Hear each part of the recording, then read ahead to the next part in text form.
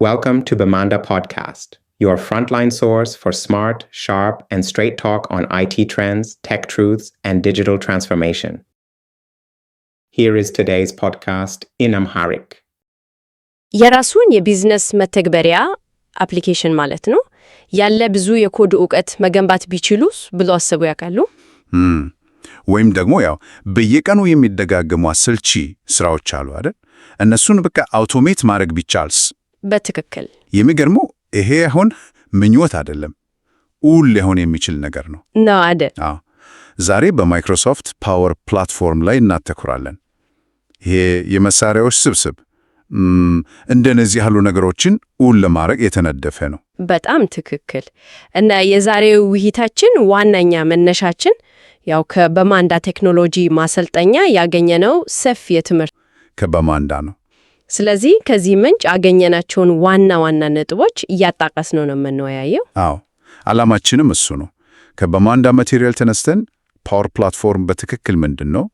ክፍሎቹስ እነማን ናቸው? እንዴት ነው አብረው የሚሰሩት?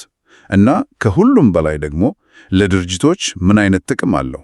ይሄን ነው የምንመረምረው። በጣም ጥሩ። በተለይ ፓወር አፕስ፣ ፓወር አውቶሜት፣ ፓወር ቢአይ፣ ፓወር ቨርቹዋል ኤጀንት ስም አለ። እሱም አለ።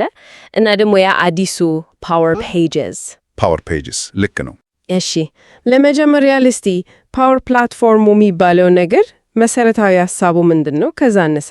እሺ፣ ፓወር ፕላትፎርም በማንዳ ማቴሪያል ላይ በደንብ እንደተበራራው ማይክሮሶፍት ምርት ነው።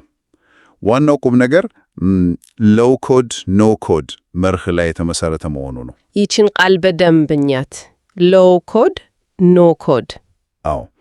ይሄ ማለት ውስብስብ የፕሮግራሚንግ ቋንቋዎችን በጥልቀት ማወቅ ላይ ያስፈልግ ይችላል። በቃ ምስላዊ በሆኑ መንገዶች፣ ለምሳሌ ነገሮችን በመጎተት እና በመጣል ድራግ ኤንድ ድሮፕ፣ ወይም ቀላል ቀመሮችን በመጠቀም አፕ መስራት፣ ሂደቶችን በራስ ስር ማስኬድ፣ ዳታ መተንተን እንደዛ ምናምን ያስችላል ማለት ነው። በትክክል የመሳሪያዎች ስብስብ ነው።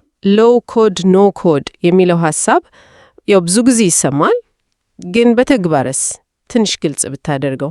ጥሩ ጥያቄ ነው። በቀላሉ ለማስረዳት ኮድ ከመጻፍ ይልቅ ቅድም እንዳልኩት ምስላዊ በሆኑ መንገዶች መገንባት ነው። እሺ፣ በቃ ስክሪን ላይ ያሉትን ነገሮች እያመቻቹ እያገናኙ መፍትሄ መፍጠር ማለት ነው። ስለዚህ ግድ የሶፍትዌር መሐንዲስ መሆን አያስፈልግም።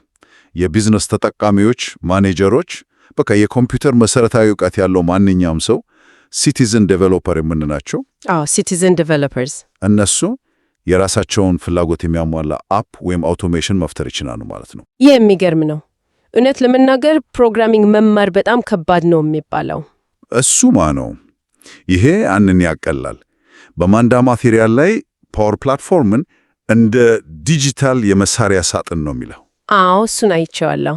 የአንዳንዱ መተግበሪያ ልዩ መሳሪያ ነው፣ ግን ሁሉም በአንድ ላይ ሲሆኑ ማንኛውንም ነገር መገንባት ያስችላሉ። ትሩ አመሳስሎ ነው በጣም። እና የዚህ የመሳሪያ ሳጥን ዋና ዓላማ ምንድን ነው? ድርጅቶች በፍጥነት እንዲለወጡ ዲጂታል ትራንስፎርሜሽን የምንለው እንዲዛምኑ መርዳት። ልክ ነው። ምርታማነትን ይጨምራል፣ የሥራ ሂደቶችን ያቀላጥፋል፣ በአጠቃላይ ፈጠራን ያበረታታል። ሌላስ ትልቅ ጥቅም? ሌላው ትልቅ ጥቅሙ ደግሞ ከሌሎች የማይክሮሶፍት አገልግሎቶች ጋር በቀላሉ መገናኘቱ ነው። ማይክሮሶፍት 365 ኦፊስ 365 ኤክሰል፣ ሼርፖይንት፣ ቲምስ እነዚህ ሁሉ እና ደግሞ ከአዡር ጋር ከዛም አልፎ በመቶዎች ከሚቆጠሩ ሌሎች አገልግሎቶች ጋር የሶስተኛው ወገን መገናኘት ይችላል፣ በቀላሉ ይዋሃዳል። እንግዲያውስ አምስቱ ዋና መሳሪያዎች ወይም በመሳሪያ ሳጥን ውስጥ ያሉት ቁልፍ ነገሮች ፓወር አፕስ፣ ፓወር አውቶሜት፣ ፓወር ቢአይ፣ ፓወር ቨርቹዋል ኤጀንትስ እና ፓወር ፔጅስ ናቸው። ያንዳንዳቸው የራሳቸው ሚና አላቸው። ዋናው ነገር ግን ለየብቻ ከመሆን ይልቅ ተቀናጅቶ ሲሰሩ ነው ኃይላቸው የሚለው ይመስለኛል። በትክክል እሱ ላይ በኋላ እንመጣበታለን። በጣም ወሳኝ ነጥብ ነው። በማንዳ ማቴሪያል ማጠቃለያ ላይም ፓወር ፕላትፎርም የቢዝነስ መፍትሄዎችን መገንባት ፈጣን እና ቀላል ያደርጋል የሚለው ይሄኑ ነው። እሺ፣ በጣም ጥሩ።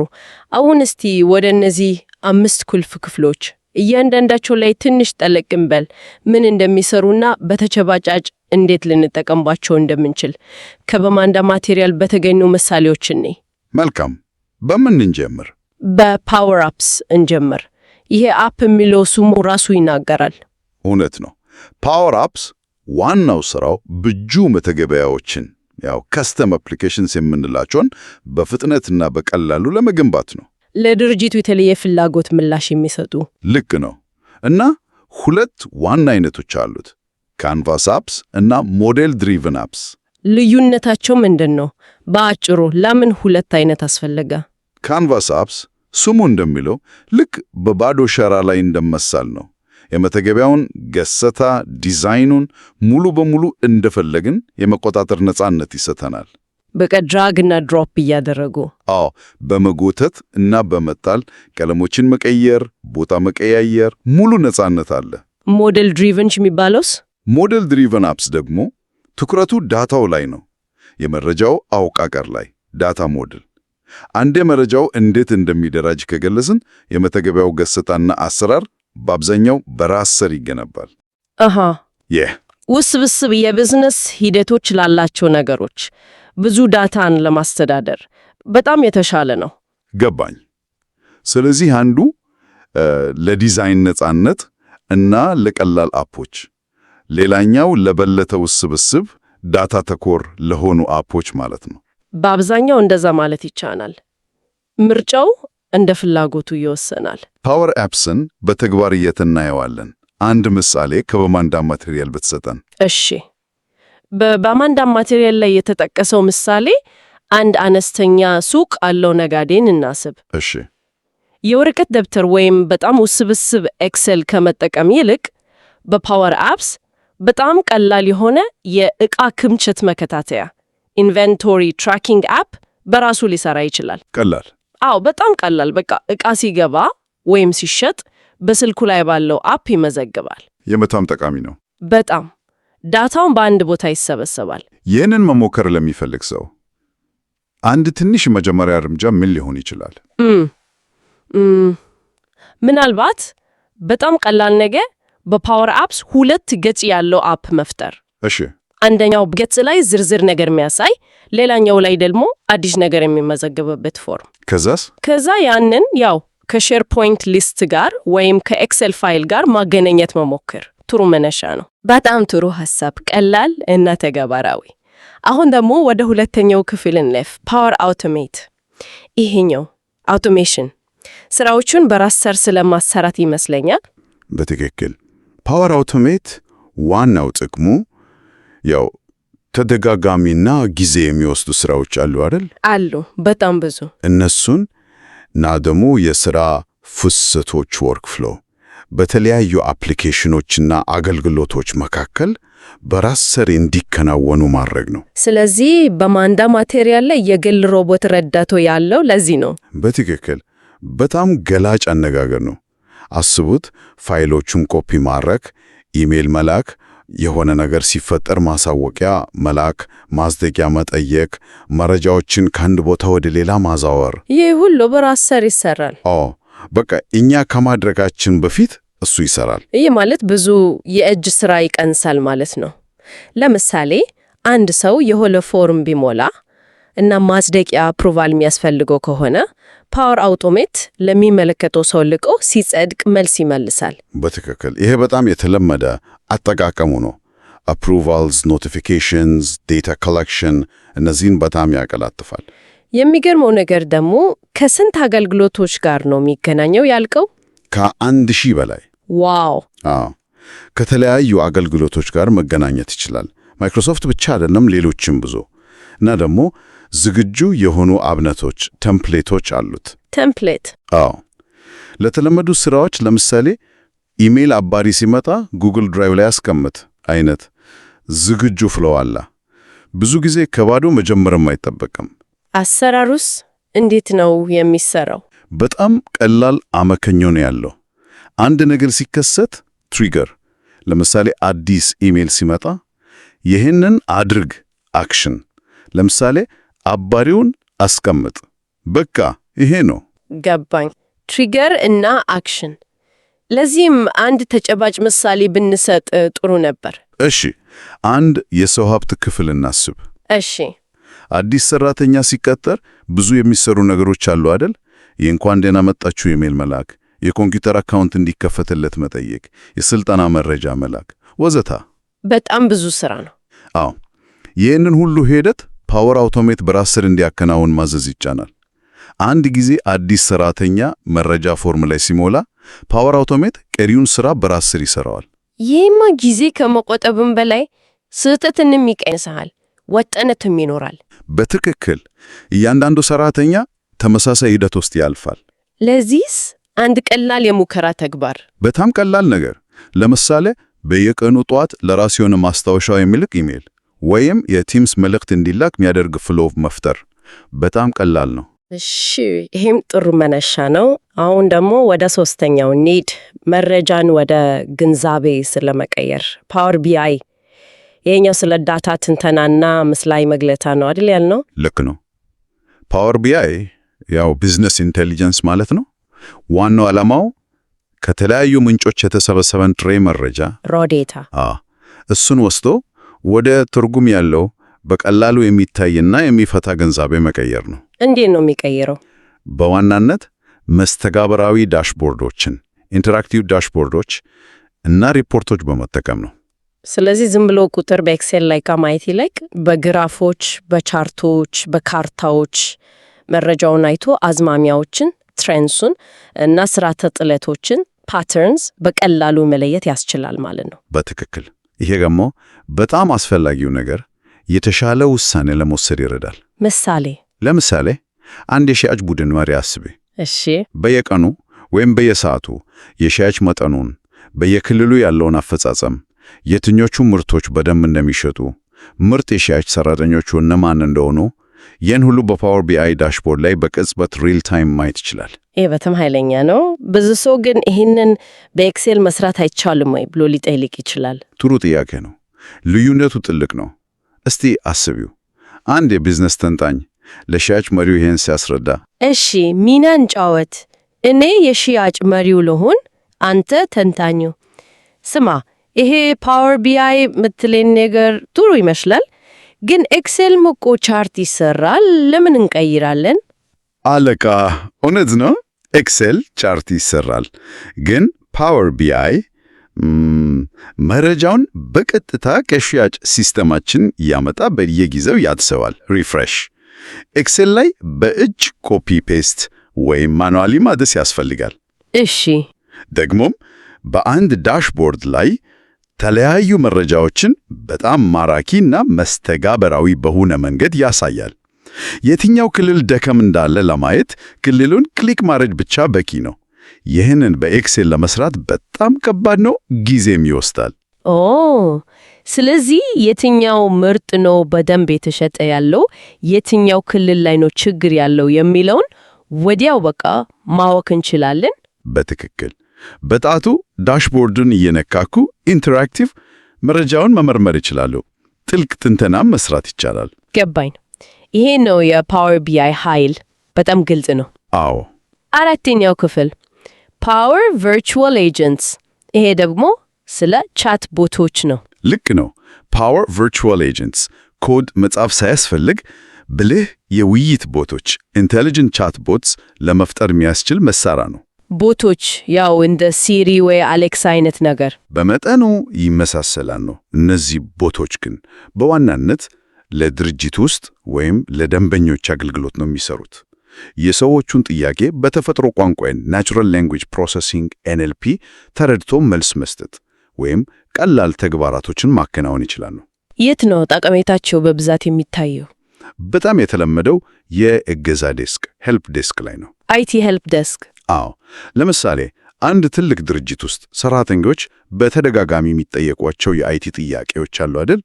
ፓስወርድን እንዴት ለቀይር፣ ይህን ሶፍትዌር አፕሩቭ አድርጉልኝ ምናምን። አዎ አሉ በጣም። ለእነዚህ እና መሰል ጥያቄዎች መልስ የሚሰጥ ቻትቦት በፓወር ቨርቹዋል ኤጀንትስ በቀላሉ መፍጠር ይቻላል። ስለዚህ የአይቲ ሰራተኞች ጊዜ ይተርፋል ማለት ነው። በትክክል። እነሱ ለበለጠ ውስብስብ ችግሮች ጊዜ ያገኛሉ። ቦቱ ራሱ ከፓወር አውቶሜት ጋር በመዋሃድ ከበስተጀርባ ያሉ ሂደቶችን ማስጀመር ይችላል። ለምሳሌ የይለፍ ቃል መቀየር ሂደቱን ራሱ ቦቱ ሊያስጀምረው ይችላል። ዋው! በተለያዩ ቦታዎችን መጠቀም ይቻላል። በድርጅቱ ድረገጽ ላይ፣ በማይክሮሶፍት ቲምስ ውስጥ። እሺ፣ አምስተኛውና የመጨረሻው ክፍል ፓወር ፔጅስ።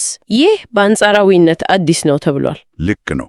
ፓወር ፔጅስ ዋና ዓላማው ለውጭ ተጠቃሚዎች ኤክስተርናል ዩዘርስ ናቸው። እነማን ናቸው ውጭ ተጠቃሚዎች? ለምሳሌ ደንበኞች፣ አጋሮች፣ ፓርትነርስ ወይም ህብረተሰቡ በአጠቃላይ ሊሆን ይችላል።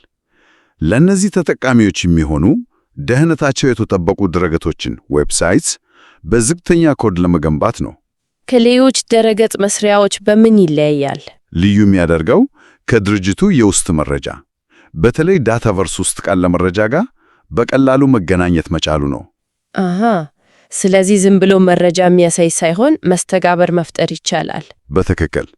ለምሳሌ ደንበኞች የድጋፍ ጥያቄዎችን ሰፖርት ቲኬትስ የሚያስገቡበት ወይም የአገልግሎት ቀጠሮ የሚይዙበት የራስ አገዝ ፖርታል ሴልፍ ሰርቪስ ፖርታል ለመፍጠር በጣም ይጠቅማል። መረጃው በቀጥታ ወደ ዳታቨርስ ይገባ። ይሄ በጣም ጠቃሚ ነው። አዎ፣ በአጠቃላይ እነዚህ አምስቱ ክፍሎች ፓወር አፕስ፣ ፓወር አውቶሜት፣ ፓወር ቢአይ፣ ፓወር ቨርቹዋል ኤጀንትስ እና ፓወር ፔጅስ ሐሳቦችን ወደ መፍትሄ አፕ፣ አውቶሜሽን፣ ዳሽቦርድ፣ ቦት፣ ድረገጽ በፍጥነት ለመቀየር የሚያስችሉ ኃይለኛ መሳሪያዎች ናቸው። በማንዳ ማቴሪያል ላይ ያለው ማጠቃለያ ምን ነበር? ፓወር ፕላትፎርም ሐሳቦችን ወደ መፍትሄ በፍጥነት ይቀይሩ የሚል ይመስለኛል። በጣም ግሩም ማጠቃለያ ነው።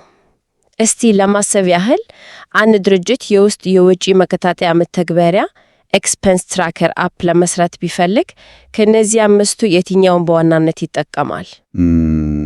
ለብጁ መተግበሪያ ስለሆነ ፓወር አፕስ ዋናው ይሆናል። ልክ ነው። ግን ወጪው ሲመዘግብ የማስደክ ሂደት ካለው ፓወር አውቶሜት እዛ ላይ ይገባል። አሃ፣ አብረው ይሰራሉ ማለት ነው። በትክክል። ፓወር ቢአይ ደግሞ የወጪዎቹን ሪፖርት ለማሳየት ሊያገለግል ይችላል። ጥሩ። ሁለተኛ ጥያቄ፣ ፓወር አውቶሜት የዕለት ተዕለት ስራን እንዴት ነው የሚያቃልለው? በዋናነት ተደጋጋሚና ጊዜ የሚፈጁ ስራዎችን በራስ ስር በማሰራት ነው። ማሳወቂያ መላክ፣ ፋይል ኮፒ ማድረግ፣ ዳታ ማዛወር፣ እነዚህን ሁሉ እኛ ከምንሰራው በፍጥነትና ያለ ስህተት ይሰራል። እሺ፣ አሁን እነዚህ ክፍሎች ለየብቻው ምን እንደሚሰሩ አይተናል። ነገር ግን እውነተኛው ኃይል የሚመጣው በጋራ ሲሰሩ ነው ብለሃል። በጣም ወሳኝ ነጥብ ነው። ይህ ውህደት እንዴት ነው የሚሰራው? እዚህ ላይ ይመስለኛል ዳታቨርስ የሚባለው ነገር የሚነሳው። ልክ ነሽ። በማንዳ ማቴሪያል ላይም በደንብ ተብራርቷል። ፓወር ፕላትፎርም እንደ አንድ የተዋሃደ ስነ ምህዳር ኢኮሲስተም ነው የሚሰራው። ዝም ብሎ የመሳሪያዎች ስብሰባ አይደለም። እሺ፣ መሳሪያዎቹ እርስ በርስ መረጃና ተግባራትን ይጋራሉ። ይህ እንዲሆን ደግሞ ዳታቨርስ ማይክሮሶፍት ዳታቨርስ የጀርባ አጥንት ነው። ዳታቨርስ ምንድን ነው? ልክ እንደ ዳታቤዝ ነው ወይስ ይለያያል? ከዳታቤዝም በላይ ነው። ዳታቨርስ አስተማማኝ፣ ደህንነቱ የተጠበቀ እና በቀላሉ ሊያድግ የሚችል ስኬለብል የመረጃ መድረክ ዳታ ፕላትፎርም ነው። በማንዳ ማቴሪያል ላይ አስተማማኝ የመረጃ ማከማቻ ያለው ለዚህ ነው። አሃ፣ እንደ ማከላመኝ ጋለው ማለት ነው። በትክክል። ፓወር አፕስ፣ ፓወር አውቶሜት፣ ፓወር ቨርቹዋል ኤጀንትስ፣ ፓወር ፔጅስ መረጃዎቻቸውን የሚያስቀምጡበትና የሚጋሩበት ማዕከላዊ ቦታ ነው። ስለዚህ ጥቅሙ ምንድን ነው? ለምን ሁሉም የራሳቸውን ዴታቤዝ አይጠቀሙም? ዋነኛው ጥቅም የመረጃ ወጥነትና የአስተዳደር ቀለት ሲምፕሊፋይድ ማኔጅመንት ማለት ነው። እንዴት? አስቢው። መረጃ በአንድ ቦታ ሲቀመጥ የደህንነት ቁጥጥሮችን፣ የቢዝነስ ህጎችን፣ በመረጃዎች መካከል ያሉ ግንኙነቶችን፣ እነዚህን ሁሉ በአንድ ማዕከል ማስተዳደር ይቻላል። ለእያንዳንዱ አፕ ለብቻ ከማድረግ ይቀላል ማለት ነው። በጣም ይቀላል። ደግሞም ዳታቨርስ ኮመን ዳታ ሞዴል ሲዲኤም የሚባል ነገር ይጠቀማል። ይሄ መደበኛ የሆነ የሰንጠረዥ አወቃቀር ነው። ከተለያዩ ማይክሮሶፍት ሲስተሞች እንደ ዳይናሚክስ 365 መረጃን ሲያዋህዱ ውጥነት እንዲኖር ይረዳል። እስቲ አንድ ምሳሌ እንይ። እነዚህ መሳሪያዎች እንዴት እንደሚገናኙ የሚያሳይ። ለምሳሌ እኔ የፕሮጀክት ስራ አስኪያጅ ልሆን፣ አንተ ደግሞ የአይቲ ባለሙያ። እሺ ባለደረባዬ፣ ይሄ ለፕሮጀክታችን የሰራነው ፓወር አፕ እና ያ ፍሎው እንዴት ነው የሚናባቡት? መረጃውስ የት ነው የሚቀመጠው? በቀጥታ ዳታቨርስ ውስጥ ወዳለው ፕሮጀክትስ የሚባል ሰንጠረዥ ይገባ። ያዘጋጀነው ፓወር አውቶሜት ፍሎ ደግሞ ዳታቨርስ ላይ አዲስ የፕሮጀክት መረጃ ሲገባ ይነሳ ትሪገር ተደርጓል። ስለዚህ መረጃው ዳታቨርስ እንደገባ ፍሎው ይነሳና ለምሳሌ ለፋይናንስ ቡድን ማሳወቂያ ይልቃል። ሁሉም የተገናኙት በዳታቨርስ በኩል ነው። ገባኝ። ዳታቬርስ መሃል ላይ ሆኖ ሁሉንም ያገናኛል ማለት ነው። አዎ፣ ይህ ውህደትና ዳታቨርስ ጠንካራ የተሟላ ኤንድ ቱ ኤንድ መፍትሄዎችን ለመገንባት ያስችላሉ። ፓወር ቢአይ ዳሽቦርድ ዳታቨርስ ላይ ያለውን መረጃ ተጠቅሞ ሪፖርት ሊያሳይ ይችላል። ፓወር ቨርቹዋል ኤጀንት ዳታቨርስ ላይ መረጃ መመዝገብ ወይም ማንበብ ይችላል። ሁሉም የተሳሰሩ ናቸው። ስለዚህ ዳታቤዝ መኖሩ የመተግበሪያ ልማትን ያቃላላል ማለት ይቻላል። ምክንያቱም ስለ ዳታቤዝ አስተዳደርና ደህንነት ብዙ መጨነቅ ስለማይጠበቅብን። በትክክል ዳታቨርስ ብዙዎቹን ከባድ ስራዎች ደህንነት፣ ስኬላቢሊቲ፣ አስተዳደር እነዚህን ስለሚሰራ ገንቢዎች መተግበሪያውን በመፍጠር ላይ የበለጠ እንዲያተኩሩ ያስችላቸዋል። ጥሩ። ሌላ ጥያቄ፣ የፓወር ፕላትፎርም ክፍሎችን በጋራ መጠቀም ያለው ጥቅም ምንድን ነው? ከነጠላ መሳሪያ ከሚገኘው ጥቅም የላቀ የበለጠ ኃይል ያለው የተሟላ መፍትሄ መፍጠር መቻል። ለምሳሌ አፕ ብቻ ከመስራት ይልቅ አፕ አውቶሜሽን እና ሪፖርቲንግ ያለው የተሟላ ሲስተም መገንባት ይቻላል። እሺ፣ ይህ መረጃ ደግሞ ከተለያዩ ቦታዎች ይመጣል ብለናል። ፓወር ፕላትፎርም ከነዚህ ሁሉ ተለያዩ ምንጮች ጋር እንዴት ነው የሚገናኘው? እዚህ ላይ ማገናኛዎች ኮኔክተርስ የሚባሉ ነገሮች ይመጣሉ አይደል? አዎ፣ ማገናኛዎች ወይም ኮኔክተርስ በጣም ወሳኝ ናቸው። በማንዳ ማቴሪያል ላይ መረጃን የሚያመጡና የሚልኩ መንገዶች አሉ። ለዚህ ነው እንደ ድልድይ ናቸው። በትክክል ፓወር ፕላትፎርም፣ ፓወር አፕስ፣ ፓወር አውቶሜት ወዘተ ከተለያዩ የመረጃ ምንጮች ጋር እንዲገባቡ፣ እንዲነጋገሩ የሚያስችሉ ድልድዮች ናቸው። ስንት አይነት ማገናኛዎች አሉ ብለህ ነበር? ከ1000 በላይ ዝግጁ የሆኑ ማገናኛዎች አሉ። ዋው! ለምን አይነት አገልግሎቶች? ለብዙ አይነት ለማይክሮሶፍት 365 አገልግሎቶች በሙሉ ማለት ይቻላል። ሼርፖይንት፣ አውትሉክ፣ ኤክሴል፣ ቲምስ። እሺ። ለሌሎች የማይክሮሶፍት አገልግሎቶች እንደ አዙር ኤስኪዩኤል ዴታቤዝ፣ ዳይናሚክስ 365 እና ደግሞ ለብዙ የሶስተኛ ወገን አገልግሎቶች ለምሳሌ ሴልስፎርስ፣ ትዊተር፣ ጉግል ድራይቭ፣ ኤስኤፒ በጣም ብዙ ናቸው። ሁሉም አንድ አይነት ናቸው ወይስ ይለያያሉ? ክፍያ ያላቸው? በመሰረቱ 3 አይነት ናቸው፣ መደበኛ፣ ፕሪሚየም እና ብጁ። ልዩነታቸው ምንድን ነው? መደበኛዎቹ በአብዛኛው ከመደበኛ ማይክሮሶፍት 365 ፍቃድ ጋር በነፃ ይመጣል። ፕሪሚየም የሚባሉት ለተወሰኑ የድርጅት ደረጃ አገልግሎቶች እንደ ኤስኪኤል ሰርቨር፣ ሴልስፎርስ ወይም ለሶስተኛ ወገን አገልግሎቶች ሲሆኑ ተጨማሪ ፍቃድ ሊጠይቁ ይችላሉ። በእጁ የሚባሉት ብጁ ማገናኛዎች ደግሞ ድርጅቶች የራሳቸውን የውስጥ ሲስተሞች ወይም በራሳቸው የሰሯቸውን ኤፒአይዎች ለማገናኘት የሚፈጥሯቸው ናቸው። ስለዚህ አንድ ድርጅት የራሱ የሆነ የድሮ የውስጥ ሲስተም ሌጋሲ ሲስተም ቢኖረው በብጁ ማገናኛ በኩል ከፓወር ፕላትፎርም ጋር ማገናኘት ይችላል ማለት ነው። አዎ ይቻላል። ኤፒአይ ቃለው ብጁ ኮኔክተር መስራት ይቻላል። ሌላ አማራጭ ሳለ ሲስተሙ በራሳቸው ሰርቨር ላይ ከሆነስ? አዎ ለዛ ደግሞ ኦን ፕሬሚስስ ዳታ ጌትዌይ የሚባል ነገር አለ። እሱ ምንድነው? ይሄ በድርጅቱ የውስጥ ኔትወርክ ኦን ፕሬሚስስ ላይ የሚጫን ሶፍትዌር ነው። ክላውድ ላይ ያለው ፓወር ፕላትፎርም በድርጅቱ ውስጥ ካሉ ሰርቨሮች ለምሳሌ የውስጥ ኤስኪዩኤል ዳታቤዝ ወይም ሼርፖይንት ሰርቨር ጋር ደህንነቱ በተጠበቀ ሁኔታ እንዲገናኝ ያደርጋል። ስለዚህ ክላውድ እና ውስጣዊ ሲስተሞችን ያገናኛል ማለት ነው። በትክክል ደህንነቱ በተጠበቀ መንገድ። ስለዚህ ማገናኛዎች ፓወር ፕላትፎርም ከየትኛውም ቦታ ካለ ከማንኛውም መረጃ ጋር እንዲሰራ በማድረግ ኃይሉን በጣም ያስፉለታል ማለት ነው። ያለው ኮኔክተሮች ፓወር ፕላትፎርሙ ውስን ነበር የሚሆነው። ኮኔክተሮች ናቸው ከውጭ ዓለም ጋር የሚያገናኙት። እሺ፣ የመጀመሪያው ጥያቄ በመደበኛ ስታንዳርድ እና በፕሪሚየም ማገናኛዎች መካከል ያለው ዋና ልዩነት ምንድን ነው? ዋናው ልዩነት ፕሪሚየም ኮኔክተሮች ተጨማሪ ፈቃድ የሚጠይቁ መሆናቸው እና ብዙ ጊዜ ለበለጠ የድርጅት ደረጃ ኤንተርፕራይዝ ሌቨል ወይም ለሶስተኛ ወገን ሲስተሞች መሆናቸው ነው። ሁለተኛ ጥያቄ የኔ ድርጅት የራሱ የሆነ የውስጥ ስርዓት ኢንተርናል ሲስተም ካለው ከፓወር ፕላትፎርም ጋር ማገናኘት ይችላል እንዴት? አዎ ይችላል። 2 ዋና መንገዶች አሉ። አንደኛው ብጁ ማገናኛ ከስተም ኮኔክተር መፍጠር ነው፣ ሲስተሙ ኤፒአይ ካለው። ሁለተኛው ደግሞ ኦን ፕሬሚስስ ዳታ ጌትዌይ መጠቀም ነው፣ ሲስተሙ ድርጅቱ ውስጥ ኦን ፕሬሚስስ ከሆነ። በጣም ጥሩ። እስካሁን ስለ መሳሪያዎቹ እና እንዴት እንደሚገናኙ በደንብ ተነጋግረናል። አሁን ደግሞ በጣም አስፈላጊው ነጥብ ላይ እንደርሳለን።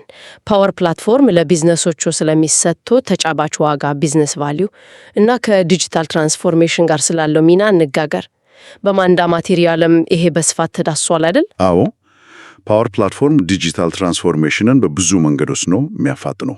አንደኛ፣ ቅድም እንዳልነው የቢዝነስ ተጠቃሚዎች ሲቲዝን ዴቨሎፐርስ የራሳቸውን መፍትሄ በፍጥነት እንዲፈጥሩ በማውቃት የአይቲ ቡድን ላይ ያለውን ጫና ይቀንሳል። አይቲዎች በትልልቅ ፕሮጀክቶች ላይ እንዲያተኩር ይረዳል። በትክክል ትንንሽ ፍላጎቶችና ማሻሻያዎች በየዲፓርትመንቱ ባሉ ሰራተኞች በፍጥነት ሊማሉ ይችላሉ። ሁለተኛ፣ የልማቱ ሂደቱ ራሱ በጣም ፈጣን ነው። ከባህላዊ የሶፍትዌር ልማት ጋር ሲነጻጸር በጣም አጭር ጊዜ ነው የሚወስደው። ይሄ ደግሞ ፈጠራን፣ ኢኖቬሽን ያበረታታል። በጣም አዲስ ሐሳቦችን በፍጥነት ወደ ተግባር መቀየር ይቻላል። ሞክሮ ካልተሳካም ብዙ ኪሳራ የለውም። በማንዳ ማቴሪያል ላይ የተዘረዘሩት ቁልፍ ጥቅሞች ምንድን ናቸው? ዝርዝር ነበሩ መሰለኝ። አዎ ብዙ ናቸው። እስቲ ዋና ዋናዎችን እኒ እሺ። ምርታማነትና ውጤታማነት መጨመር፣ በተለይ በፓወር አውቶሜት አማካኝነት ተደጋጋሚ ስራዎች ሲቀሩ። የስ የወጪ ቆጠባ፣ የልማት ጊዜ ስለሚያጠር፣ የፕሮግራሚንግ ወጪ ስለሚቀንስ። የስ የተሻለ ውሳኔ አሰጣጥ፣ በፓወር ቢአይ አማካኝነት መረጃን በቀላሉ ተንትኖ በመረዳት። የስ የተሻሻለ የደንበኛ እና የሰራተኛ ተሳተፉ፣ ለደንበኞች የራስ አገዝ ፖርታል በመስራት በፓወር ፔጅስ፣ ለሰራተኞች ደግሞ ጠቃሚ የሆኑ አፖችን በመስራት በፓወር አፕስ ወይም ቻት ቦቶችን በማቅረብ በፓወር ቨርቹዋል ኤጀንትስ። የስ ፈጣንነት፣ ፈጠራ፣ አጂሊቲ፣ ኢኖቬሽን፣ ቅድም እንዳልነው ሐሳብን በፍጥነት ወደ መፍትሄ መቀየር መቻል። የስ ትብብር፣ ውህደት፣ የተለያዩ ሲስተሞችን በቀላሉ ማገናኘት መቻል። በጣም ብዙ ጥቅሞች አሉት። ሊሰፋ የሚችል ስኬለብል እና ተለዋዋጭ መሆኑ የደህንነት እና የደንብ ኮምፕላየንስ ሴኩሪቲ መከበር ጉዳዮችም አሉ። ይህ ማለት ግን የአይቲ ቡድን ሚና ይቀራል ማለት አይደለም አይደል? በፍጹም። እንዲያውም ሚናው ሊቀየር ይችላል። የአይቲ ቡድንና የቢዝነስ ተጠቃሚዎች ሲቲዝን ዴቨሎፐሮች በጋራ መስራት አለባቸው። እንዴት ነው የሚተባበሩት? የአይቲ ቡድን የፕላትፎርሙን አጠቃላይ አስተዳደር፣ ጎቨርናንስ፣ ደህንነት፣ ሴኩሪቲ፣ የፈቃድ ላይሰንሲንግ እና አጠቃላይ ስትራቴጂ ይመራ። ምርት ተሞክሮችን ቤስት ፕራክቲሶች ያጋራ። የቢዝነስ ተጠቃሚዎች ደግሞ በዚህ ማዕቀፍ ውስጥ ሆኖ የየራሳቸውን መፍትሄ ይፈጥራሉ። ስለዚህ ትብብር ወሳኝ ነው። በጣም ወሳኝ ነው። ያለ ትብብርና ቁጥጥር ነገሮች ሊበላሹ ይችላሉ። በአጠቃላይ ፓወር ፕላትፎርም ድርጅቶችን የበለጠ ፈጣን፣ ብልህ እና ቀልጣፋ እንዲሆኑ በማድረግ እውነተኛ የቢዝነስ ዋጋ ይሰጣል ማለት እንችላለን። በእርግጠኝነት ሎኮድ መሆኑ ደግሞ ይህንን ዲጂታል ትራንስፎርሜሽን ለብዙዎች ተደራሽ ያደርገዋል። እስቲ ለማሰብ ያህል ፓወር ፕላትፎርም የድርጅቶችን ወጪ እንዴት ሊቀንስ ይችላል? በብዙ መንገድ። የልማት ጊዜን በማሳጠር፣ ይህም የሰው ኃይል ወጪን ይቀንሳል። ውስብስብ ኮድ መጻፍ ስለሚቀንስ ውድ የሆኑ ስፔሻላይዝድ ፕሮግራመሮች ለሁሉም ነገር ላያስፈልጉ ይችላሉ። አውቶሜሽን ደግሞ በእጅ የሚሰሩ ስራዎችን በመቀነስ የ3 ሰዓትን ይቆጥባል። ጥሩ። ዲጂታል ትራንስፎርሜሽንን ከማፋጠን አንጻርስ የሎው ኮድ ፋይዳው ምንድን ነው? ብዙ ሰዎች መፍትሄ መፍጠር እንዲችሉ ማድረጉ ነው። ሐሳብ ያላቸው ሰዎች የአይቲ ዲፓርትመንትን ሳይጠብቁ በፍጥነት የራሳቸውን ፕሮቶታይፕ ወይም ቀላል መፍትሄ መገንባት ይችላሉ። ይህ የፈጠራ ፍጥነትን ይጨምራል። በመጨረሻም ይህ ሁሉ ኃይል እና የመፍጠር ነጻነት ሲኖር ስለ አስተዳደር፣ ጋቨርነንስ እና ደህንነት ሴኩሪቲ ማሰብ አለብን። ይሄ በማንዳ ማቴሪያልም ትኩረት ተሰጥቷል ብለናል። ለምን ይሄ አስፈላጊ ነው? በጣም አስፈላጊ ነው። ፓወር ፕላትፎርም ብዙ ሰራተኞች የራሳቸውን አፕና ፍሎ እንዲሰሩ ስለሚያበረታታ ይህንን በስርዓትና በቁጥጥር ስር ካላደረጉት ችግር ሊፈጠር ይችላል። ምን አይነት ችግር? ለምሳሌ ሚስጥራዊ የድርጅት መረጃዎች ሳያውቁት ለውጭ ሰው እንዲጋለጥ ማድረግ፣ ዴታ ሊኬጅ፣ ወይም ደግሞ የደህንነት ክፍተቶች ሊፈጠሩ ይችላሉ። የተሰሩ መተግበሪያዎች ጥራታቸው የወረደ ወይም የማይተዳደሩ አንማኔጅብል ሊሆኑ ይችላሉ። ስለዚህ ጠንካራ የአስተዳደርና የደህንነት ፖሊሲዎች መኖር ወሳኝ ነው። ዋይልድ ዌስት እንዳይሆን ማለት ነው። ፓወር ፕላትፎርም ራሱ እነዚህን ለመቆጣጠር የሚያግዙ መሳሪያዎች አሉት። በማንዳ ማቴሪያል የተጠቀሱት ምንድን ናቸው? አዎ አሉት። የማይክሮሶፍት ፕላትፎርም ስለሆነ የደህንነትና አስተዳደር ጉዳይ ላይ ትልቅ ትኩረት ተሰጥቶታል። ዋና ዋናዎቹን ልጥቀስ። እሺ። አንደኛ በሚና ላይ የተመሰረተ የመዳረሻ ቁጥጥር ሮል ቤዝድ አክሴስ ኮንትሮል RBAC ምንለው። እሱ ምንድን ነው? ይህ ማለት እያንዳንዱ ተጠቃሚ እንደየሥራ ሚናውና ፈቃዱ የተወሰነ መተግበሪያ መረጃና ተግባር ብቻ እንዲደርስ ማድረግ ነው። ለምሳሌ አንድ የሻጭ ሰራተኛ የራሱን የደንበኞች መረጃ ብቻ እንዲያይ፣ ስራ አስኪያጁ ግን የቡድኑን በሙሉ እንዲያይ ማድረግ። ገባኝ። እንደየደረጃው ማለት ነው። ሌላስ? ሁለተኛ የመረጃ መጥፋት መከላከያ ዴታ ሎስ ፕሪቨንሽን ፖሊሲዎች DLP። ይህ ደግሞ ምንድን ነው? እነዚህ ፖሊሲዎች አስተዳዳሪዎች የትኞቹ ማገናኛዎች ኮኔክተሮች አብረው መስራት እንደሚችሉና እንደማይችሉ እንዲወስኑ ያስችላቸዋል። እንዴት? ለምሳሌ ከድርጅቱ የውስጥ ምስጢራዊ ዳታቤዝ ቢዝነስ ዳታ መረጃን ወደ የግል ኢሜል አካውንት ጂሜል ወይም ወደ ማህበራዊ ሚዲያ እንደ ትዊተር እንዳይላክ መከልከል። በቃ ቢዝነስ ኮኔክተሮችን ከቢዝነስ ካልሆኑ ኮኔክተሮች ጋር እንዳይቀላቀሉ ማድረግ። ይሄ በጣም አስፈላጊ ነው ለደህንነት። በጣም። ሶስተኛ ደህንነቱ የተጠበቀ የማረጋገጫ ዘዴ ሴኩር ኦተንቲኬሽን ይጠቀማል። ያው በማይክሮሶፍት አካውንትና አዙር AD ስለሚገባ ማንነትን የማረጋገጥ ስራው ጠንካራ ነው። አራተኛ ማን ምን የሰራ እንደሆነ ለመከታተል የሚያስችል ኦዲትና ክትትል ባህሪያት አሉት። ከማይክሮሶፍት ፐርቪው ጋርም ይዋሃዳል። የአካባቢ ቁጥጥር እሱንም ጠቅሰው ነበር። አዎ፣ ኤንቫይሮንመንት ስትራቴጂ በጣም አስፈላጊ ነው። ለልማት፣ ለሙከራ ቴስቲንግ እና ለትክክለኛ አጠቃቀም ፕሮዳክሽን ተለያዩ አካባቢዎችን መፍጠርና ማስተዳደር። ማን የትኛውን ኤንቫይሮንመንት መጠቀም እንደሚችል መወሰን፣ ይሄ ሁሉ የአስተዳደር አካል ነው። ስለዚህ የዋይልድ ወስት አይነት ሁኔታ እንዳይፈጠር IT ቁጥጥር ማድረግ ይቻላል ማለት ነው። በትክክል። ፓወር ፕላትፎርም ደህንነትንና ቁጥጥርን ለማረጋገጥ የሚያስችሉ ጠንካራ መሳሪያዎችን ያቀርባል። እስቲ ጥያቄ ልጠየቅ። DLP ፖሊሲዎች የድርጅትን መረጃ እንዴት ነው የሚከላከሉት? በዋናነት መረጃን ምስጢራዊ ከሆኑ የድርጅት ስራዎች ለምሳሌ ዳታቨርስ ወደ ይፋዊ ወይም የግል አገልግሎቶች ለምሳሌ ትዊተር፣ ጂሜል እንዳይወጣ በመከልከል ነው። የትኞቹ አገልግሎቶች መረጃ መጋራት እንደሚችሉ በመገደብ ማለት ነው። ሁለተኛ ጥያቄ፣ አንድ ሰራተኛ በፓወር አፕ የሚያየው መረጃ ለምን ከሌላ ሰራተኛ ሊለይ ይችላል? ይህ በዋናነት በሚና ላይ በተመሰረተ የመዳረሻ ቁጥጥር RBAC ምክንያት ነው። የአንዳንዱ ሰራተኛ የተፈቀደለትን ከስራ ሚናው ጋር የሚሄደውን መረጃ ብቻ ነው ማየት የሚችለው። ለምሳሌ በዳታቨርስ ውስጥ የደህንነት ሚናዎች ሴኩሪቲ ሮልስ ይገለጻሉ። በጣም ጥሩ ማብራሪያ ነው። ዛሬውነትም ከበማንዳ ቴክኖሎጂ ማሰልጠኛ ባገኘነው መረጃ ላይ ተመሰረተን ስለ ማይክሮሶፍት ፓወር ፕላትፎርም ሰፊ እና በጣም ጠቃሚ ውይይት አድርገናል። አዎ፣ ብዙ ነጥቦችን ለማንሳት ሞክረናል። ዋናው ነገር ፓወር ፕላትፎርም ዝቅተኛ ኮድ በመጠቀም መተግበሪያዎችን፣ አውቶሜሽኖችን፣ የቢአይ ዳሽቦርዶችን፣ ቻትቦቶችን እና ድረገጾችን ለመገንባት የሚያስችል እርስ በርሱ የተዋሃደ እና በጣም ኃይል ያለው የመሳሪያዎች ስብስብ መሆኑን ለማሳየት ነው። ቁልፍ ጥቅሞችንም በደንብ አይተናል። ምርታማነትን መጨመር፣ ስራዎችን ማቅላጠፍ፣ በመረጃ ላይ የተመሰረተ ውሳኔ መወሰን እና ፈጠራን ማፋጠን እና ይህ ሁሉ መረጃ ያው ከባማንዳ ቴክኖሎጂ ማሰልጠኛ ባገኘነው ቁሳቁስ ላይ የተመሰረተ መሆኑን በድጋሚ ማስታወስ ያስፈልጋል። በትክክል የበማንዳ ቴክኖሎጂ ማሰልጠኛ ያቀረበው ይህ መሰረታዊ ግንዛቤ ብዙዎች የፕላትፎርሙን አቅም እንዲረዱ እና ምናልባትም መጠቀም እንዲጀምሩ ያግዛል ብዬ አስባለሁ። እኔም እንደዛ ነው የማስበው። በጣም ጥሩ መነሻ ነው። ለመዝጊያ ያህል ለአድማጮቻችን አንድ ለማሰላሰል የሚሆን ሐሳብ ብንጠቁምስ? መልካም ሐሳብ ነው። በዕለት ተዕለት ስራዎቹ ውስጥ ይሄ ነገርማ በፓወር ፕላትፎርም ቢሰራው ወይም ቢሻሻል እንዴት ጥሩ ነበር ብሎ የሚያስቡት አንድ ሂደት ወይም ተግባር ምንድን ነው? ጥሩ ጥያቄ ነው። ምናልባት ተደጋጋሚ የሆኑ የሪፖርት ዝግጅት ሊሆን ይችላል፣ ወይም በእጅ የሚሞላ ፎርም፣ ወይም ዝም ብሎ ብዙ ጊዜ የሚወስድ ቀላል ተግባር። በትክክል ያንን አንድ ሂደት መለየት ፓወር ፕላትፎርምን መማር ለመጀመር ትልቅ መነሳሳት ሊሆን ይችላል። ይህችን ችግር መፍታት አለብኝ ብሎ መነሳት። አዎ፣ ቴክኖሎጂን ስራን ለማቅለል የመጠቀም እድሎች በዙሪያችን ሞልተዋል። በጣም እንግዲህ ዛሬ ስለ ፓወር ፕላትፎርም ስላደረግነው ሰፊው